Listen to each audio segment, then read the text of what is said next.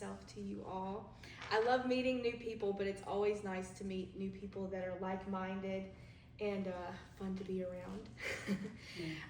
So my name is Ashley Sharpe, and I am running for the Alabama State Senate for District 22.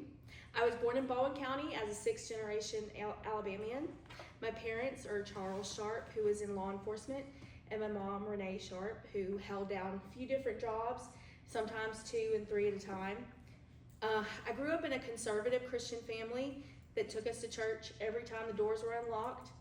I was deeply entrenched in my faith, believing God expected us to love our neighbor and take care of the poor.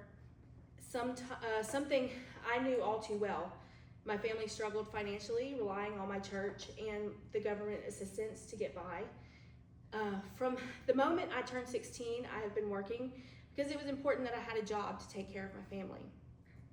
Since then, I have worked in the food service industry as a waitress, team leader, and finally an assistant manager. When COVID hit, I decided to leave the food industry and learn something new. I worked at an assisted living home, and at that time, my father was placed on hospice, and I was his primary caregiver. In his final days, I watched as a broken system continued to make his last days more and more stressful. After he died, I decided to go back to school. I got my associate's degree from Coastal Alabama Community College. I then got accepted at the University of Alabama with their online program, where I am currently studying criminology and criminal justice. I think because of my dad's career in law enforcement, I was always interested in the criminal justice system.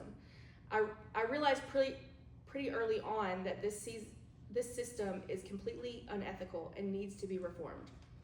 To build up my experience, I worked at the Baldwin County Correction Center. I wanted to know exactly what was going on inside of our incarceration system. I've done or wanted to do so many different jobs and careers, and that confused me when I was younger because I wanted to be like somebody who knew exactly what they wanted to do with their life. But then I realized that the underlying desire that I had was to serve others, and that's why I decided to run for office. I grew up learning about service to others as the most important value to have in your life. We have elected officials in office who speak about the woke agenda. It is imperative that we move on from this nonsense conversation. And we need to start demanding from our elected officials conversations that matter, conversations about things that are actually impacting us. Immigrants are not lowering your wages, and trans people are not denying you health care. Our local politicians want us blaming anyone other than them for the issues that we are seeing every day. We need a public servant in Montgomery. You deserve someone who is willing to advocate for regular, everyday Alabamians. You deserve higher wages. No one can afford to live on $7.25 an hour. You deserve affordable housing. I will go to Montgomery and rein in big corporations who are coming in to buy up all of our houses and pushing us further into overdevelopment. We cannot continue to build and develop without serious infrastructure reform. You deserve equitable healthcare access. This district is majority rural. That means there are people maybe like you who are too far away from a hospital to get proper life-saving care when they need it. This is a real problem in Alabama. We must stop sitting by as our elected officials get paid to give us nothing. You deserve better, and I give you my word that once I am in Montgomery, you will not have another politician, you will have a public servant who has your best interests in mind. And my least favorite part of campaigning is fundraising.